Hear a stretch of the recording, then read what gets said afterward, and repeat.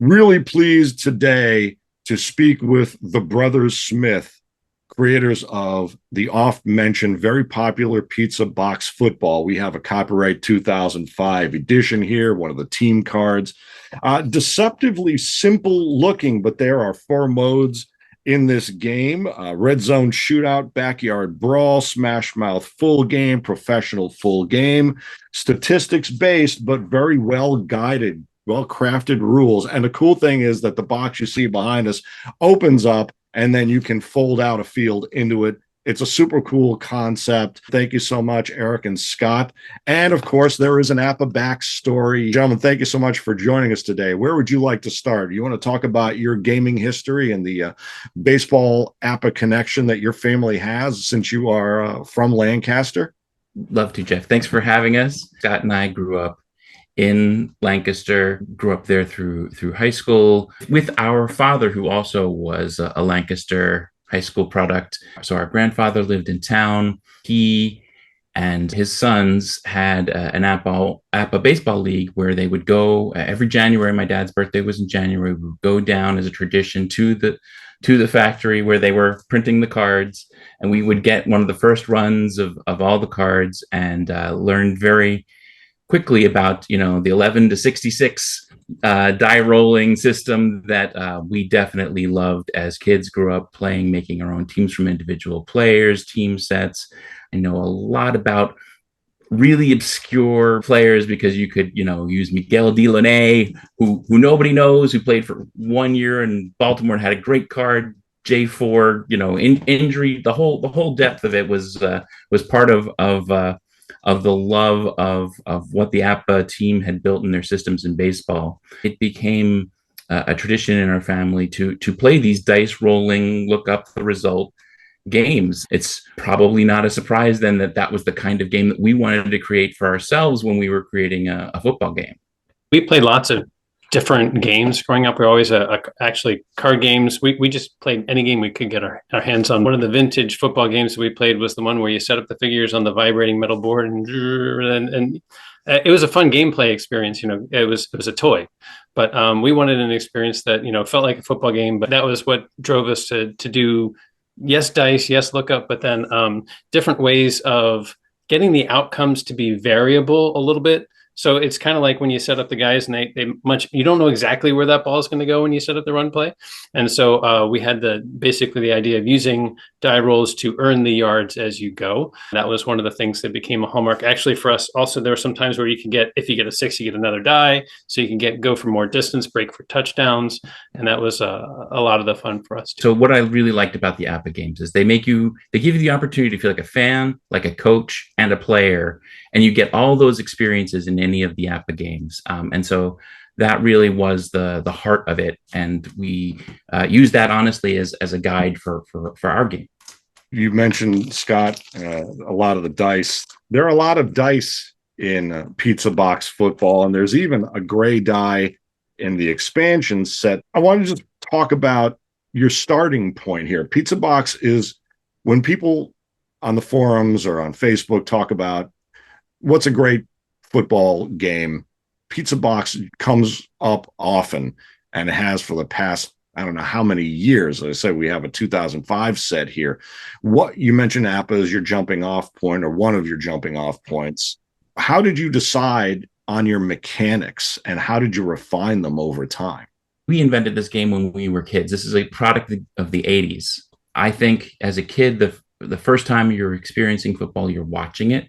I'm wearing my Eagles jersey because I'm a Eastern Pennsylvania product and still a fan. And one of the things that we noticed was that teams choose their plays based on how far they want to go, how they build their teams based on, what kind of style they want to play.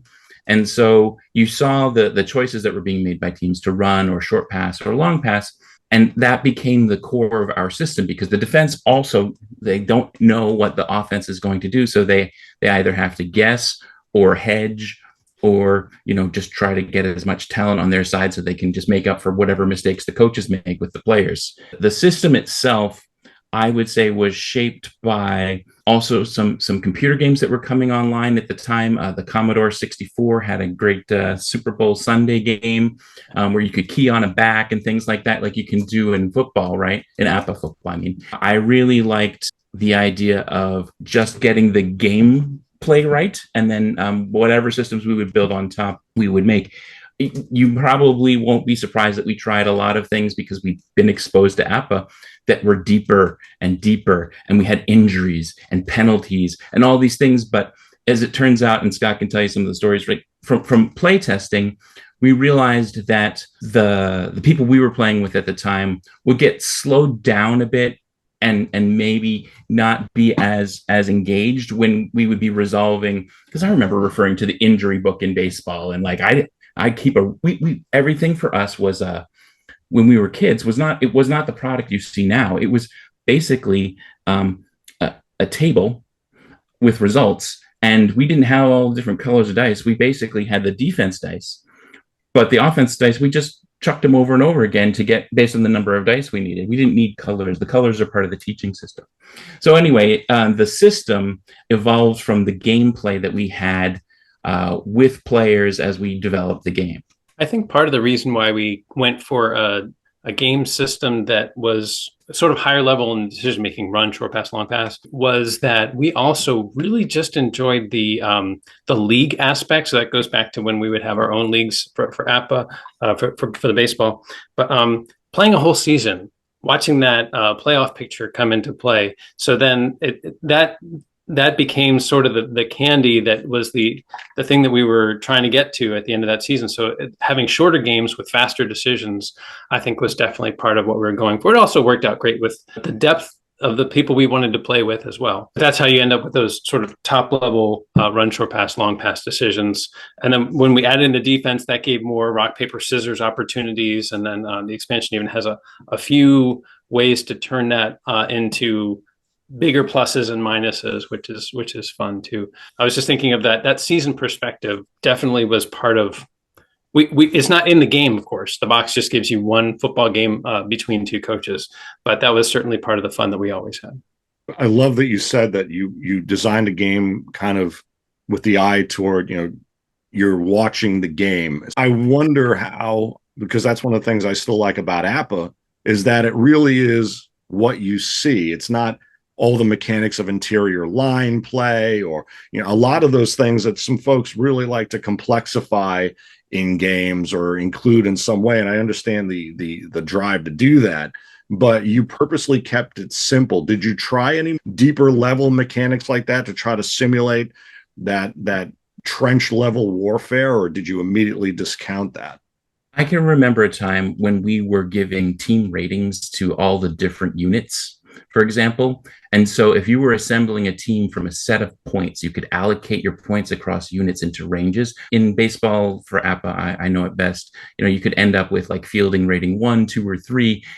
That was the idea, was that you could build a team that was weak at a thing, but stronger at another thing based on the players. Or in this case, it was the units points that you allocated. And that was, of course, aligned with injuries. And it was just a lot to manage for people who weren't ready for that depth. I would love to do something like that because I'm into it, but I understand if people are not. But we also, so our at the time, our statistics input was, the sporting news and getting that newspaper and pulling down what things looked like in the real world. And we didn't have significant computational ability, time, or computers or things like that. So definitely not having to do all that crunching was probably another driver for some of that. How do you take those statistics that all football game designers start with and start manipulating them into your system and into your mechanics and testing those to make sure that they are statistically accurate, because this is a statistics-based game after all? We use, rather than like Eric was saying, 11 to 66 for APBA, we were using the bell curve die roll. So it's a sum of 3 dice across a die roll that will tell you you had a really good play or you had a really terrible play, but then there's a subsequent die roll for how far you get. So each of those drives to basically a mathable solution that says, okay, well, this is how far your run play is going to get you on average. What made it interesting was when we realized, well, hang on a second, you can have a 40-yard run play, But what if you started at the 10? That's only a 10-yard run play. So how does that affect the stats? And so that gave us an opportunity to do a little bit, probably one of the more analytical deep dives we did was to figure out how to make sure that we set up the run play so they would go far enough that after the touchdown reduction, we would have a good ability to have a sort of a match with what the game feels like in real life. Right. So Scott definitely one year did a full analysis of all the game books to determine what the average, what the starting position was for all football plays in a year, to determine how we would weight the likelihood that a play would be run from a certain yard line in order to then adjust our tables to match. Because when we started as kids, we were just estimating, hey, long passes, you're trying to get 10 yards because you're trying to get first down. Short passes, you might not be trying to get 10 yards, maybe 7, and 7's better than 4, which is what people used to average in the run game. And so like that 10-7-4 was sort of my high level mnemonic when we were, again, as kids designing this game. And then later we adapted it to the system that you see as a product, where it's even expandable to the analysis of teams, and you can determine which teams are standard deviations better at passing than others, and which ones are standard deviations worse at running than others, and so on. And so that's what plays into the rankings of the teams themselves. But yes, it's all based on this idea of you're going to, as an offense, roll the 3 dice, and you want to roll as high as you can. It's kind of like that risk mentality. You roll higher than the other guy, you're going to do better, even if they have a good roll. In risk, tie goes to the defense, but in football, as you know, the defense has no idea where the offense is going. Offense has an advantage in that game. How did you finally refine it to the point that you said we should start selling this game?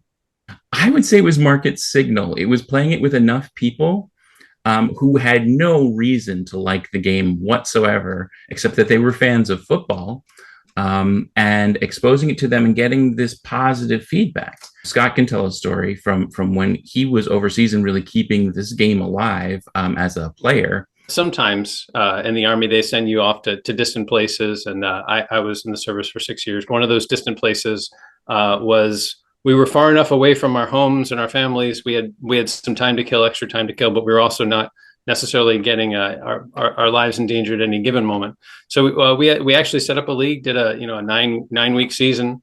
I unfortunately did not manage to get to the playoff game that year, but I remember going through the final game of the playoffs, and the guys were basically saying, "This is great. We love it when you're here because we don't have to look it up on the charts. You just tell us what everything is each time." It was good to see, and this was also a group. We love playing Farkle and other dice games. It was a group of guys that just enjoyed the dice chucking aspect of it as well. It's just sort of that fan perspective on what it's like to watch a football game. But it was fun to have those opportunities to play together, and then to see that spark happen for other people. They would even play games when I wasn't around. So it was nice to know that I didn't have to be there to make it good enough. And the player aids back then were not there were not rules well explained or any of that kind of stuff. They were personally taught one-to-one, and basically the table that you see of that run, short pass, long pass, that was the game back then. It was, one player taking turns, and then we could add defense and you could modify it. But we wanted a system that people could play solitaire. And actually that's something we didn't put into the boxed product, but instead put online because we didn't want to intimidate people. We're like, if you want a solitaire system, there's a free solitaire system. So like when people do the Super Bowl event that we have where we put cards online each year, a lot of people wait for the solitaire system to be put up as well, and then it's generatable through all the different color dice that you have, so you can see pretty quickly actually what your opponent called. These are systems that all got built on bit by bit through players. So you asked, how did it turn into a product? So when I left my job in consulting, I got this idea that I should try to make it into a board game. And it was a question of whether we would get it licensed or not. And I never really felt that was necessary in order to have a fun game. And I wanted to see if we could succeed even without it. I had remembered when, Madden and EA first came up, they just had Denver number 7 running around. Everyone knew it was John Elway, and he could throw the ball amazingly. And I went that route just to see if I could get it into a box. And when we were play testing it, that's when I actually decided to add the expansion depth to the game, because there were some people who were like, I want my defense to matter more. And we took that and we added that in, made it optional because it was intended to be a game for dads and kids. Found that the people we were playing with who really liked dice, they were into depth. And so they wanted their decisions to matter more. They wanted to be able to smack their opponents. Then when we saw people playing it, there were people who were watching people play it. And so that started to tell me, okay, this is worth making. I happened to have some contacts who knew how to print games and make them. We made them in the US at first. It came out really fast at one toy fair one year, and then people were seeing us at our booth. And my model before then had been APBA. I was willing to just sell it direct to players. I didn't have a retail idea in mind. It turned out that retail was possible. And what year was that? That was 2005. Your site is still active. You provide the downloads. You do the Super Bowl event every year. So definitely check that out. We'll put the link in the description here. We're talking about APBA as an inspiration, and there's the term APBA ball, particularly for the football game, where you can kind of game the system and overuse a certain player card and things like that. Were you conscious of designing out any opportunity for folks to play that? Either in a solitaire or face-to-face mode? I mean, you're a team-based game here, so it's a little different. But I wonder if you worked from the point of view of limiting teams to proper usage. In other words, don't overuse. This team's a great run team. Do you specify anything like that? I would say it's designed differently, but not necessarily to solve that problem. I definitely have experienced that problem, whether in computer games or like if you have a play that works in Madden, you run it till the opponent can stop it. And it's a very logical gameplay strategy. So I'm not mad at people who do it, except that it stops being fun if you are on the other side of it. Our game does not have that as a real problem. You can definitely have expected results between teams if one team is bad and the other team is good, but it's not certain. There's definitely an any given Sunday feel to our game, which definitely we experienced during the Super Bowl events, especially. And on any given Sunday, what I can say is I can pretty confidently beat my brother. Yeah, well, it does happen, unfortunately. But so it's not just luck, is what I'm saying. No, absolutely. I'm not questioning. I'm glad we don't keep track of the Super Bowl victories. We'll put it that way. But it was nice that you won that one year. We have been able to nice.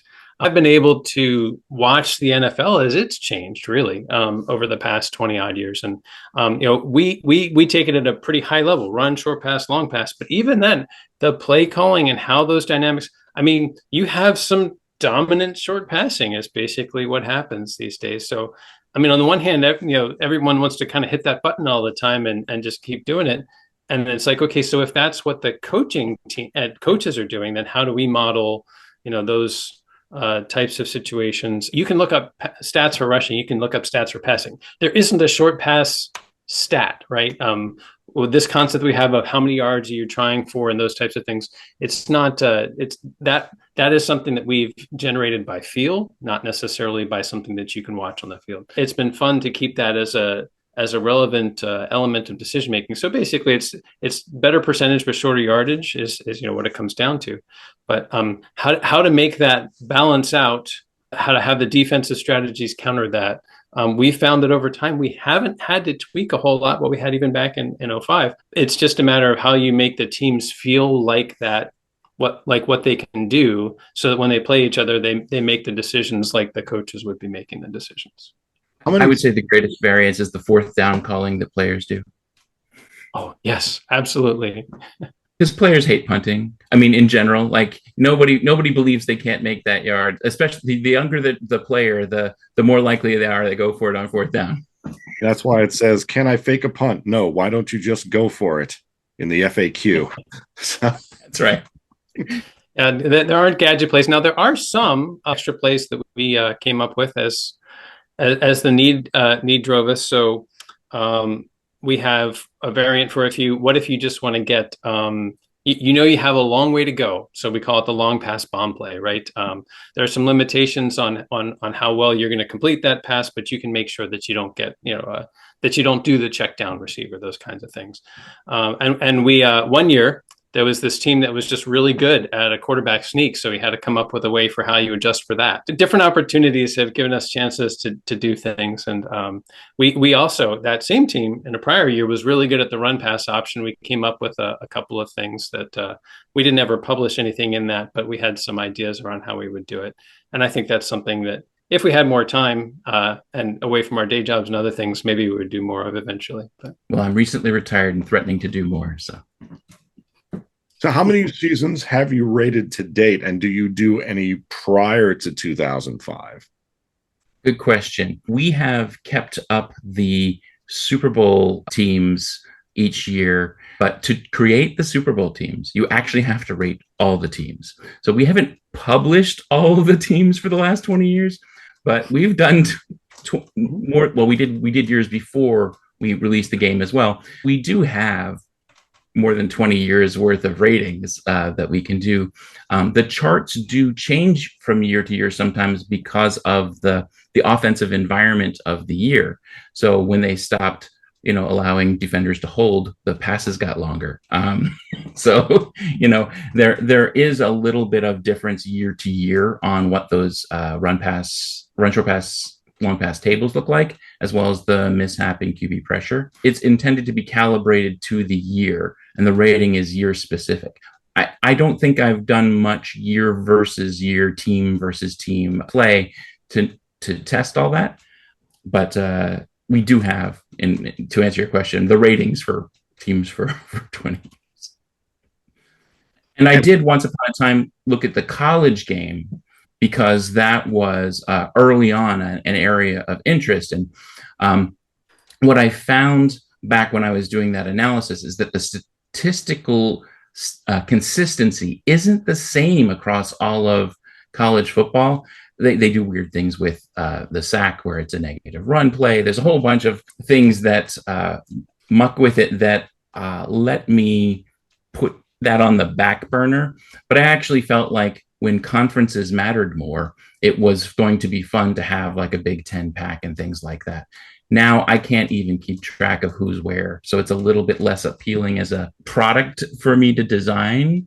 But I like the idea that the college game is its own thing. And there is definitely great fandom in the colleges. And I would want people to feel like they could play for their favorite college program. So it would be nice to have. In terms of retro seasons, as an Eagles fan, I think you might perhaps have an inclination to create the 1960 season, for instance, or maybe the 1979 or 80 seasons. I would be open to doing stuff like that. I can tell you that those are definitely different offensive environments. So the funny thing is, of course, we were creating this game in the 80s, and we saw 3 yards in a cloud of dust to offenses changed over time. Quarterbacks used to throw interceptions all the time, to where our quarterbacks today are turning it over way less. And it really changes the risk profile of the game. So it would be fun to create those environments where it is much more, and that's where the smash mouth idea comes from, is a more smash mouth era. To me, that's the era I grew up in. So that's more pure football. It's like where the running game really matters a lot. And that's why I think college football is also interesting, because the dynamics of the running game is such a more powerful element. It would take, the analysis of the year. It's entirely possible to build a system that would be, a throwback year for, what might have been like. You might come up with a good theme for why to do it. Maybe if you were trying to recreate Super Bowl I, or you might have like a target reason to go play that campaign. You mentioned the community asking you for more defensive complexity, making defenses matter more decision making.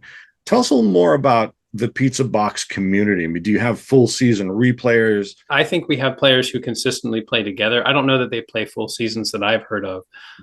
My favorite part about the community, what we found is that when people have questions about how this or that works, what this or that symbol means, before we can even get there to answer it, there are helpful members of the community that are out there just tossing that stuff out there. It's been really fun to see those continued posters, and to see the love that they have for football and for the game, basically both together. You'll see detailed replays of a single game because this was amazing, and especially around Super Bowl time. But I haven't seen anybody getting into the season view necessarily. I don't know, Eric, if you have. I have a few thoughts. First thought is definitely what we see in the energy in the community is around creating either their own teams, and so then they might do their own league with their own teams, or they may even try and create their own past seasons, looking at our system and things like that.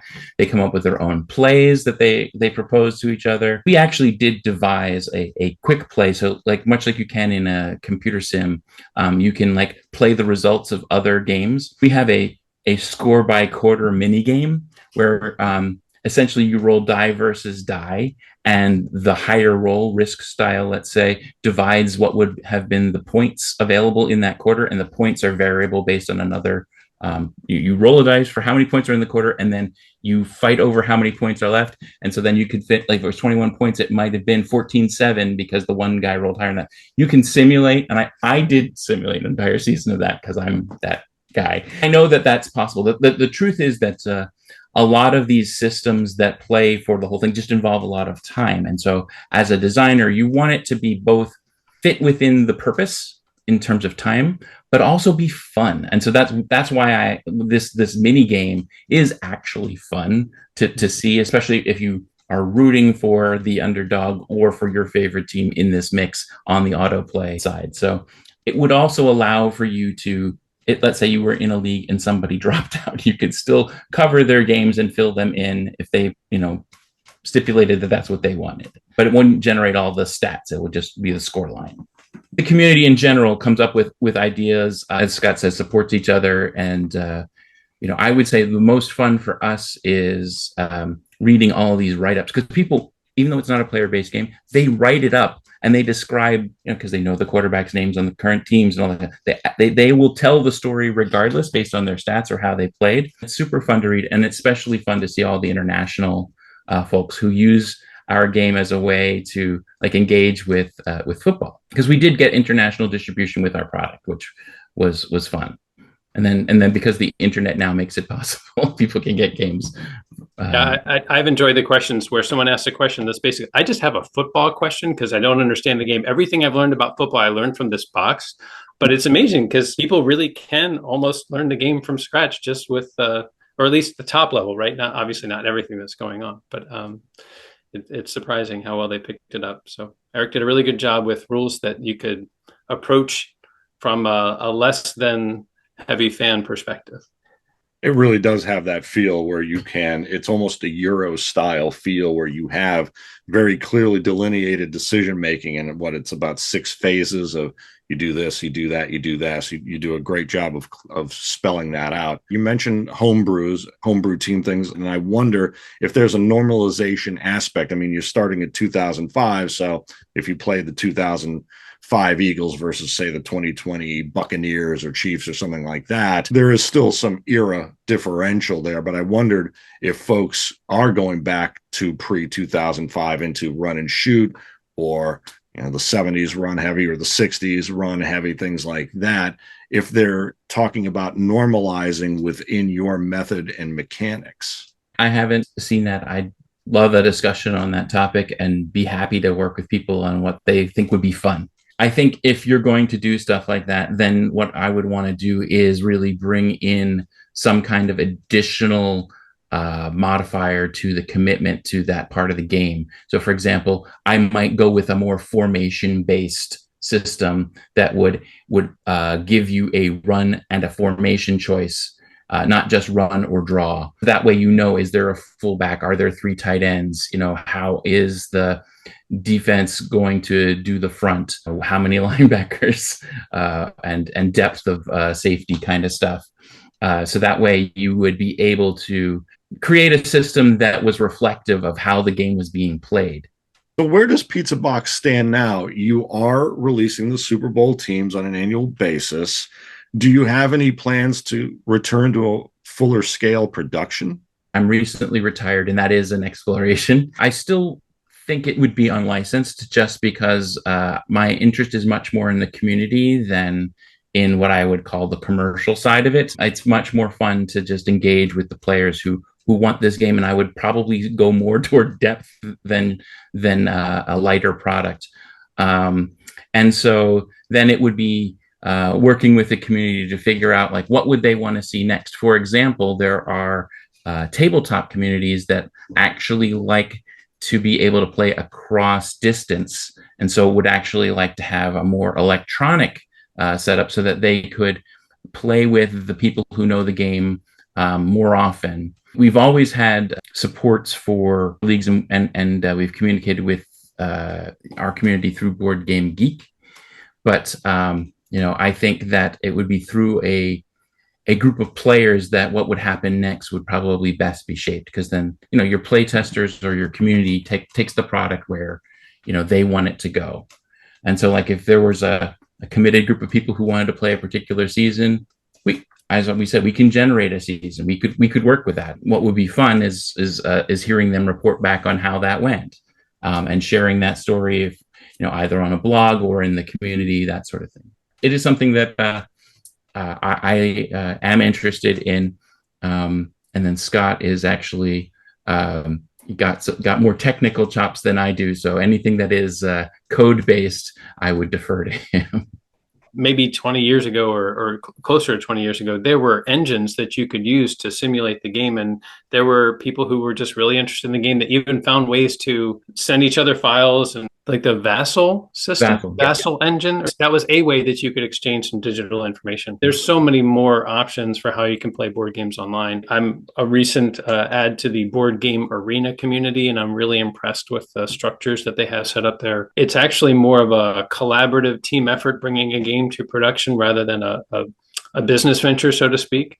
But if there were people who wanted to participate in something like that, I see no reason why it couldn't be possible given enough time and energy. Things that we started with people who wanted to do a mobile adaptation. There have been all kinds of opportunities that are out there. But like I said, the community is what I'm going to listen to. You mentioned that you had a little bit of division of labor there in terms of code or this or that, and I did want to ask, how did you oftentimes design is done by the one person, certainly the community feedback and with collaborators, but as brothers, how did you and do you approach creating seasons, creating the Super Bowl teams, and particularly as you refine your methods over the years?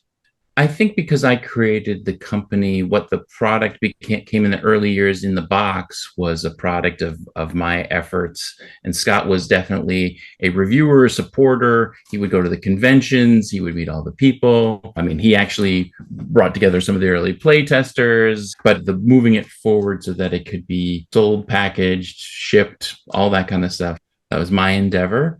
The design of the game, the core of the game, I did make the expansion system, I would say, largely on my own. And he is now probably going to help me push it further. I get credit for the solitaire system. That's right. I don't remember exactly how that happened. I'm like, well, I got these dice. They're all different colors. What could I do with them? So, but that worked out okay.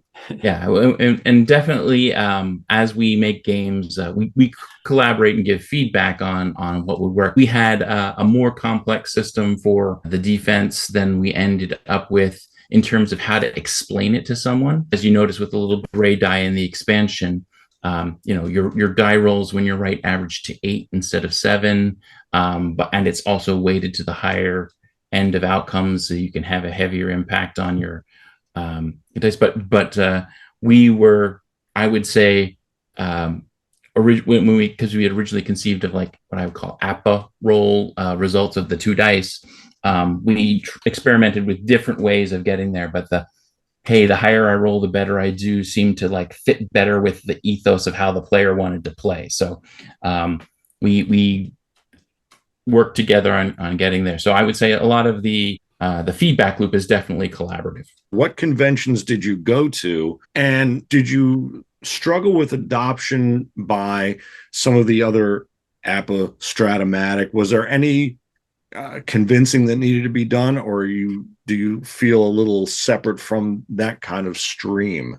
I would say spinner people are a little less excited about dice. I did find that the dice people generally were big fans. It's funny because when we did baseball, I wanted to make sure we didn't do dice because I didn't want to trample on anything that APBA had. I'm happy with what we came up with, which is a versus system of player versus hitter that doesn't involve dice, and it's card based. But the dice people, I would say, were the folks who responded most quickly to us at conventions that we did. And my very first convention was out here in California. It was called KublaCon, and it was only through them that I found out about.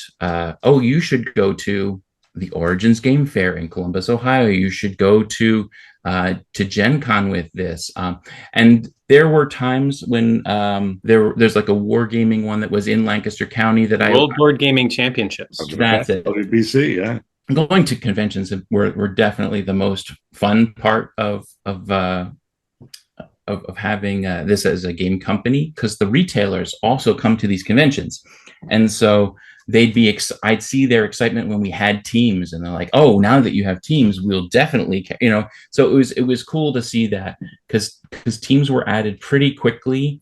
The first run was just the game, and then we did a separate print run on the teams, and the teams fit inside the game. And there you have the earliest formation where it was a shrink wrapped envelope, because I again grew up with APBA, so that seemed fine with me. But we later went to a printed packaged expansion that was retail shelvable and all that kind of stuff. Which was print on demand. But yeah, so I got involved on the business side. The conventions were a mix of player based and the exhibit halls where all your smaller retailers will come. It's interesting to see from the convention perspective. So prior to that, it was a play testing experience. We're getting feedback. What do you think of this? We're looking to gain information from you. When you're standing in front of them with a retail product, now you're just trying to tell them, hey, this is a really cool thing you can be excited about. And so you mentioned, some of the people who have background with other games, their first question is it like this? And we can say, well, let's tell you about what it is. What one of the things that you see is a play tester will tell you, well, this part didn't really work for me, but someone who's receiving a pitch is going to say, not for me. But that's okay. There was certainly plenty of people who, if they were into a deeper, more strategic and involved football experience, they could easily say not for me. And that was fine. What we found is that there were a lot of people who might say, yeah, if I wanted to play a game just by myself or with this person, I would totally play one of those deeper games. But if I wanted to play something and this became more of that sweet spot, because someone who had maybe a different interest than theirs, or was just a fan, but maybe wasn't a board gamer, this really helped bridge some of those, I think. So you could see some of those wheels turning, but it was always fine if someone said, not for me. There's so many games out there. Play the games you love. I mean, that's always the way it should be. My pitch was always, if you like football at all, I'd be happy to show you how this works. Yeah. And the demo can be done in a very short time. You can set them up in that, what you see is the red zone red zone format, and you give them the ball and you show them how it works. And it's not complex. They get, in 4 decisions, they know whether or not they like it, because they've either gotten a first down and they want to see if they can score, or they go, now I understand what this is. That was still the most satisfying part. It was just getting to play it with people who would have no reason to have seen it or play it, then see the light go on. So being that it has that gateway game aspect, it really ties into the name of Pizza Box Football, very casual, very friends and family night. How did you finally settle on the name Pizza Box, or was that the name from the beginning? And one of the other things that we learned by putting it in front of other, different audiences is not everybody thinks a pizza box is the same thing. Because this is the shape and size of maybe a Chicago-style deep dish pizza box, but you talk to a New Yorker, and that's not a pizza box. Sorry, go ahead, Eric. He's right. So we grew up playing APBA baseball, as I said, and my uncle made a custom arena where we would roll our dice in with like padded walls, and so we got used to rolling our dice into this arena that my uncle had made, and it was sort of fun. Like, well, we're playing a dice rolling game. We're kids, though. What are we going to roll our dice in?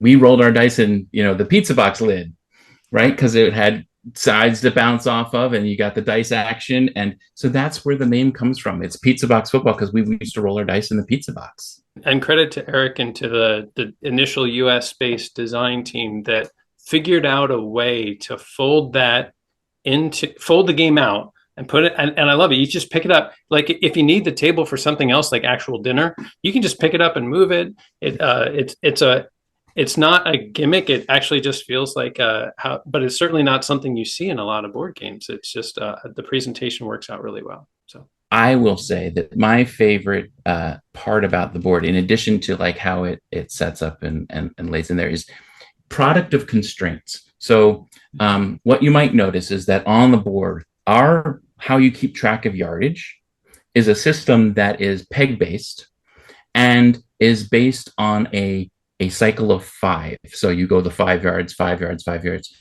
But if you ever want to go 10 yards, it's just 2 dots. Or if you're on an apex, just like from line to line. That is all the accident of realizing how much space needs to be between the holes when you're punching through so that the board still has integrity and doesn't perforate. And so the original design, I think might have been it was like a football shape, right? Like where you would go 50 this way and then 50 back the other, up and to sort of, it was a little cutesy and definite and wasn't pegged, like it wasn't punched through whole thing. It was a line that you would move that would help you identify. We move our pegs cribbage style, whether you've reached the marker or not, and you go past and then you can advance the 2 dots in front. But measuring the 10 yards on this periodic board is actually really easy to do, because so to the point where I realized, because we always grew up, we did everything on paper. There was no board. Remember, this was just my brother, some dice, a chart, and we had a separate paper where we kept track of if you listen to us playing the game, we'd say the plays and they're like, okay, where am I on the field? How far do I have to go? How much time is left? We would be saying all these things out loud. I don't have to do any of that now because this board facilitates all of that. And it was super cool to see that come out of just the manufacturing and production constraints. So anyway, there's so many different takes on how that's been done over the years. I remember photo football with the slider, the football, which end of the football do you use? But it feels pretty easy and approachable, and everything's a little upkeep, but in the amount of fiddliness, I would say, is definitely kept to a minimum. Do you watch throughout the season to get stats to do your ratings, or do you kind of save it to the end? And when do you generally have your Super Bowl teams available? So those are great questions. I think this year, with me being recently retired, there might be more opportunities to do mid-season stuff. One year we did do an event because I think the Lions were winless and the Packers were undefeated, and I created special cards just for that game to see if you could beat the Packers with the winless Lions. Yep.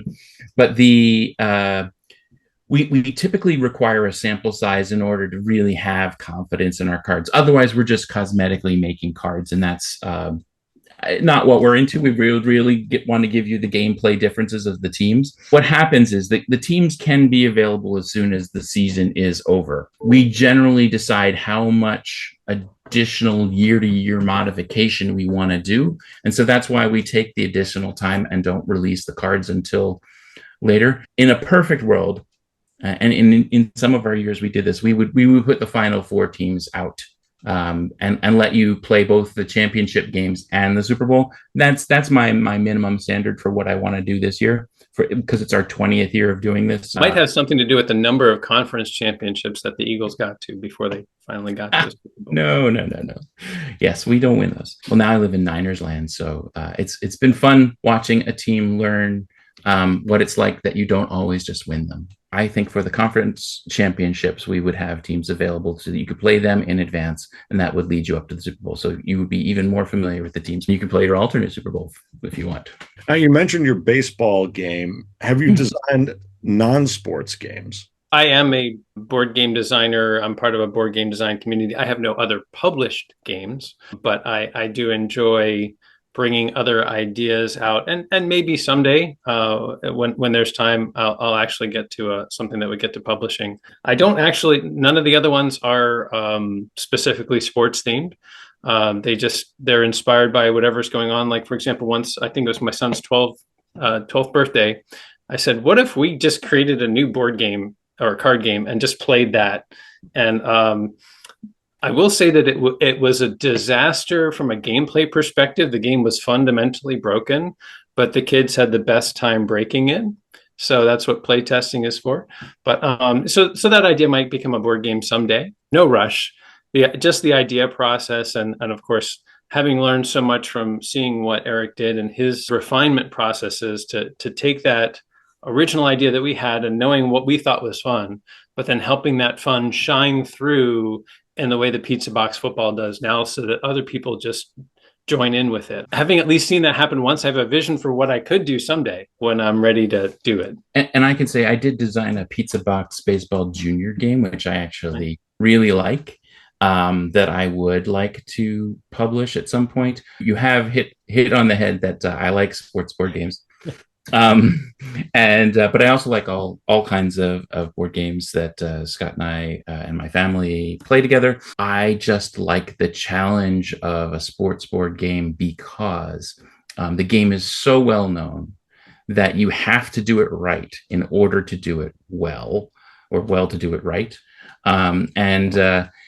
So I like that idea. Otherwise, I would say my attempts have been themes on which you paste or mechanics on which you paste a theme, and that's not fun. It's I just find the sports aspects very compelling because they're part of my daily life. The reason why the sports are so fun is because you have those moments that are just so riveting. I love that in pizza box football, you can have those moments as the game clock is winding down, and you just, we didn't create that. Football just had it already. We just had the opportunity to harness it a little bit, and it brings so much to the gameplay experience. I can't tell you, just like, we're not Bills or Vikings fans in my house, but when Josh Allen fumbles that ball on the 1 yard line into his own end zone and Minnesota recovers in a regular season game, that kind of play that can happen in our game, and it's super fun. Those kinds of moments that can just come up, and anyway, it's that's why I like sports. It's quite a bit of the nail biting aspect of it. You really do get embroiled in it, as opposed to maybe some games where you don't really have as personal a connection. These very richly themed, highly detailed games, Euro style games where you're, I don't know, distilling liquor, you're doing this or the other thing. I mean, it's very esoteric, but sports, everyone goes to PE and can kind of play a little bit of something. So, you kind of maybe have a little more visceral reaction to it. Do you still crack open the APBA every once in a while? Do you still have your collection from Lancaster? So I think the cards I might still have. Scott and I were talking about this. We would love to play more, and we just want to be in the same place to do it. We're bi-coastal right now, but I think we're going to have more opportunities to get together soon, and I would imagine we would do that. If the two of you, when you do get together, putting Pizza Box aside, what would be the first game you would pull off the shelf? There's just so many. So, like, I know we like to play Dominion. Generally with our families, that's an easy game to put out there. Your goal is to accumulate points through the deck that you build. It's Euro style, so like every card sets up a chain of combos or accelerates your play so that you're building your own engine, each player themselves, from like 10 individual parts that might be available. It's sometimes interactive, but much more, I would say, strategy driven. So it's interesting. You mentioned Dominion. So that's a mid 2000s game. Came out in 2005 with our game.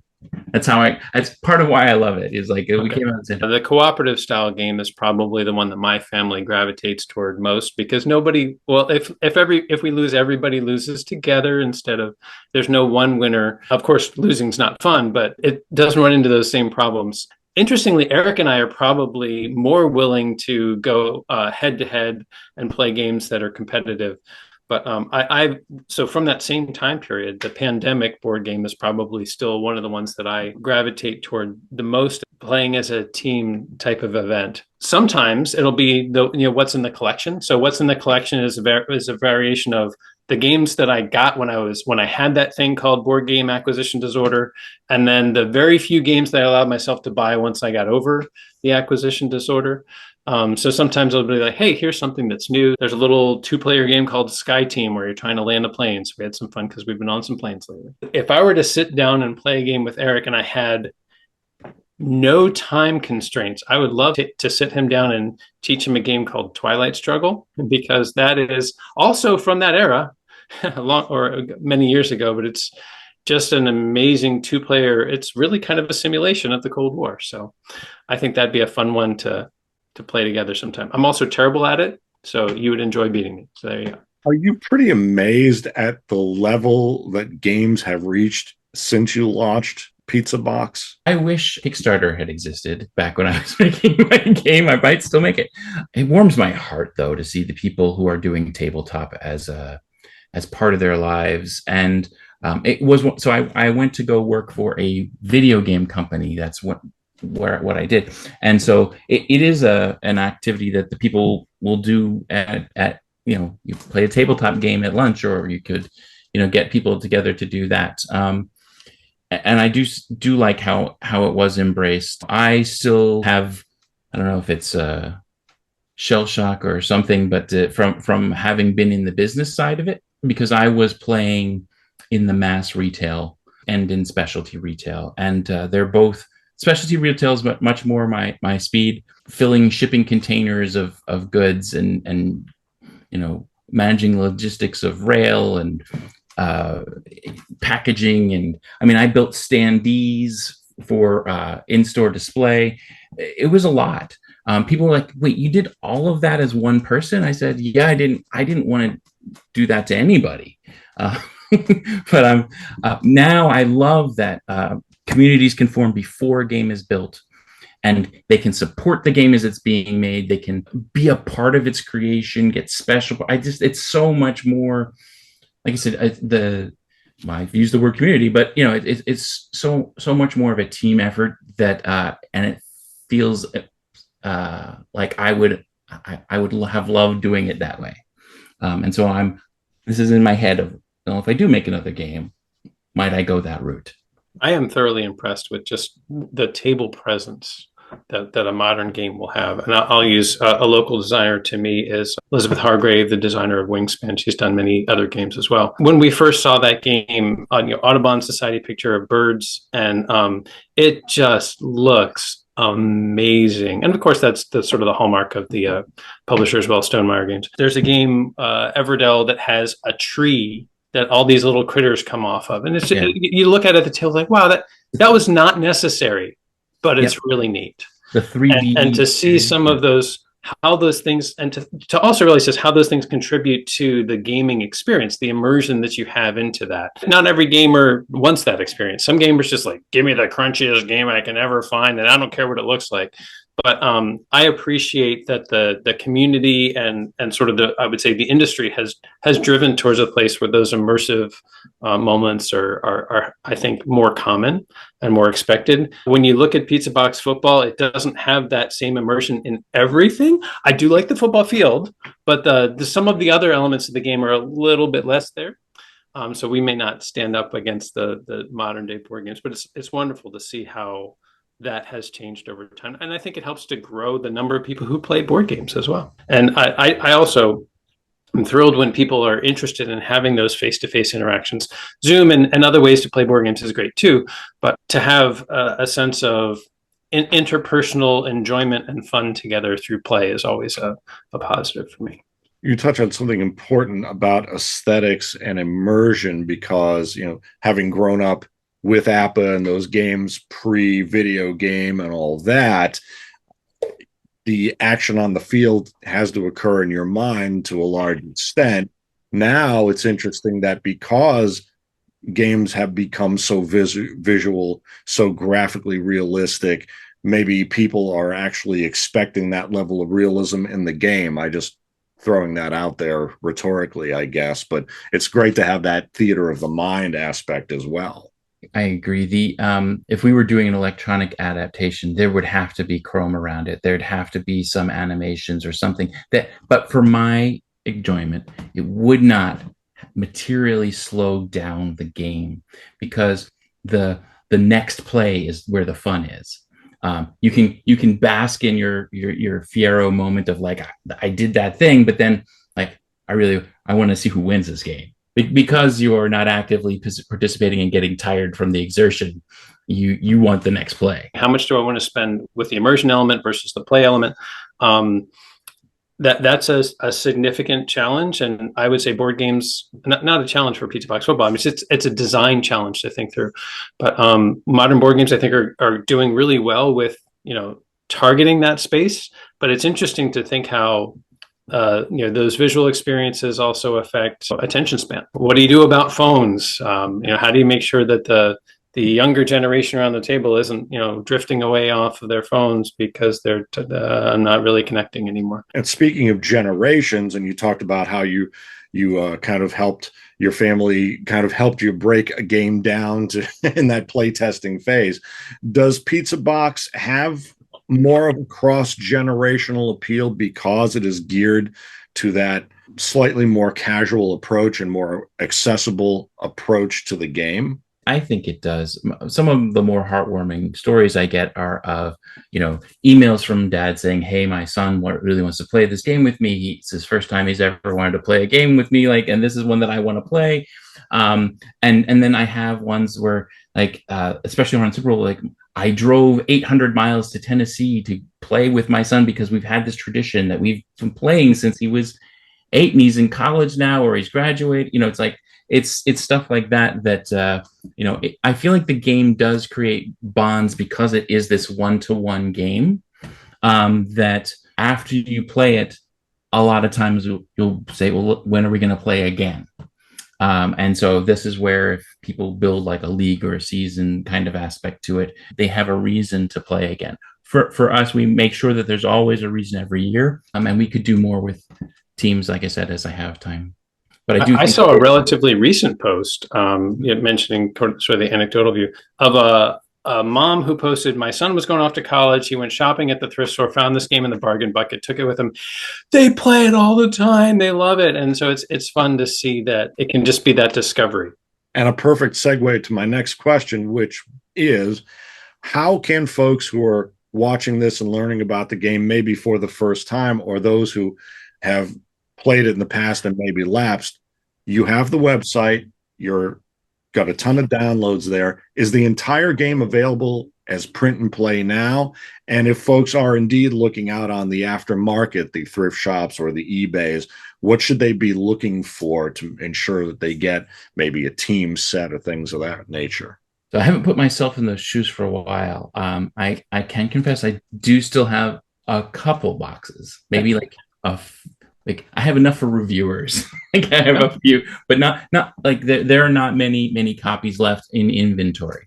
The rest were sold, and so yes, you would find them on the internet, and sometimes you'll find used copies, but they're probably still new and shrink some places. I personally recommend the versions that you can find that have an undamaged external box, simply because the box holds the board. The card sets are individual packs. I think we did through 2005 through 2008. Printed physical cards, yeah. Physical cards that you can get that come with the little gray die and some. In the case you got, I think you got the extra pegs, including the Tampa Bay pegs, which are like little orangey ones. Yeah, I made sure that there's all the colors could have been covered at the time. So there was purple in there. There's white, so in case both teams are the same color. Those are rare, but it turns out that game parts are actually pretty easy to acquire these days. And so when people are asking me, "Hey, can I get original parts?" Replacing dice, not hard. I recommend Chessex because I like the corners that actually resolve quickly. You don't have to use the exact dice that we use to achieve your results. It's just a teaching system. So use your favorite dice. You don't need a big die, little die. But I like big die, little. As a matter of fact, when we played APBA, we wanted a big die, little die for like the tens is the big one, and Ones is the little one. If you get the board, you can handle the rest. Because it's true that like a lot of our rules and everything are all downloadable from our website.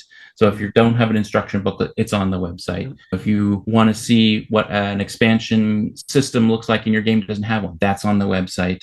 So you can actually play with the expansion plays, even if your game was one of the original printing and it didn't come with it, it's available on the website. Because as I was saying, that was a late ad. We did our first run, and it didn't have even that expansion. You probably got one that had an expansion card in it that had Pittsburgh in it. Well, I've got the whole set actually. It's got the But I mean, in with your what I call the APBA cards, like the big printed green cards. Yeah, it has Pittsburgh in it, right? So that was added into our second run that showed the expansion plays in the game. People had to the very first people who got the game had to like go to the website to get those plays. PDF files for 6 through 10 are also available online. So if you want to get those years that we officially published a PDF for, then so those are available. I think if you wanted to, and I'm here from an APBA perspective, we're probably let's just assume there's maybe some willingness to do paper and pencil. You could do a whole lot with the downloadable stat sheet and tracking the game that way, and you would pretty much know exactly what's going on in the game. You just wouldn't have all those visual complements that the physical box provides. So yes, you could. What you're saying is you could play the game for free. Thanks, Scott. That was good. I mean, you could. You're not wrong. You're not wrong. Yes, you can actually recreate it from the bits that we have available. Board Game Geek is also a great community where you can get extra cards and even custom ones that people have made. But to get a copy of the box, I would definitely search for Pizza Box Football. There are retailers that probably still have it. Some probably have it still new in shrink. And there are enough of them out there that I've generally seen from a pricing perspective, not very hard to get a used copy at a very reasonable price from someone on eBay. Worst case, you have to wait a little bit until one comes available, but they're usually out there. There were enough printed. Patience in auctions is a virtue for sure. Gentlemen, it's been a real pleasure. Pizza Box Football is one of the great additions to the tabletop football canon, without a doubt. Last question, predictions for the 2024 NFL season. I just want to see the Eagles have a good season the whole year long, and that's all I want to see. Yeah, I'm going to watch all those games as much as I can without, screaming too much. I don't have expectations that the Eagles will bring home the trophy. I would like but I would like to see a challenger to our old coach Andy Reid, and I personally am rooting for the Ravens, and I think that they have a good shot. They haven't quite put an entire season together, but I really like their talent, and I think that their coach makes good decisions that go poorly too often, that it's just one day it's gonna actually work for him. So I think I would pick the Ravens for this year's champion. All right, gentlemen, thank you. How about you? Boy, it's going to be. I'm kind of looking to the Lions. I wouldn't mind seeing the Lions. That would be fun. Farther. Because I worked with some very long-suffering Lions fans. I mean, that's pretty much since 1957. Speaking of APBA, they're synonymous. Yeah, so it's yeah. So I mean, I'm a Steelers fan, so I certainly thank you for the 2005 season set and the 2008 season sets for sure. But yeah, I've got a soft spot for Detroit for sure, and I think Buffalo too. In fact, we're going to see Buffalo play Pittsburgh at Acrisure in the preseason. And Buffalo is another, a lot of the AFL stalwarts and diehard fans there. The Chiefs have had a great run, so maybe let's give something to Buffalo and get them over the hump. Yeah, they're definitely, worthy. Worthy is what I would definitely say. But all those teams you mentioned are worthy. I would love to see Buffalo versus Detroit. That'd be great. I didn't try to tweak you with the Baltimore, but I did. And of course, we're here in the Meadowlands. So Aaron Rodgers, does he come back again? And for how many seconds on the field? I mean, who knows? It's just that, yeah, it can be very interesting season always for a Big Blue and Gang Green. So it just kind of, I can't imagine being a hardcore fan of those teams over these past. I mean, of course, the Giants, 2007, 2011, two of the greatest victories and probable victories ever. So, and that was super fun. Absolutely. Anybody who beats the Patriots, they're okay in my book. There you go. There you go. Gentlemen, it's been a real pleasure. Thank you so much. And folks, get yourself a copy of Pizza Box however you can, and keep your eyes peeled. Follow the link to the website here that we'll put in the description, and get ready for another Pizza Box Super Bowl pre-play. Thank you so much.